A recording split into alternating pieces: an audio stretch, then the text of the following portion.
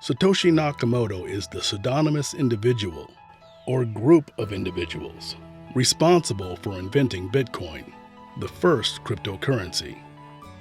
In 2008, Nakamoto published a white paper titled Bitcoin, a peer-to-peer electronic cash system, introducing Bitcoin to the world. Nakamoto's publication unveiled a decentralized digital currency, secured through cryptography, and operated independent of any central authority. While the true identity of Satoshi Nakamoto remains unknown, Bitcoin's popularity has grown substantially. All of Bitcoin's data is maintained and processed across a global network of thousands of computers owned by individuals that participate in the Bitcoin network. Bitcoin is held and transferred to and from digital wallets. Each user holds a wallet with a public key and a private key.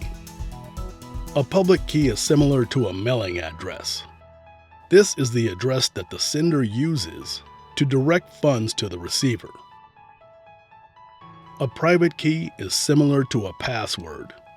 This key gives the user access to their Bitcoin. A private key should never be shared with others. There are no physical coins. A Bitcoin is simply a digital representation of one unit of the currency.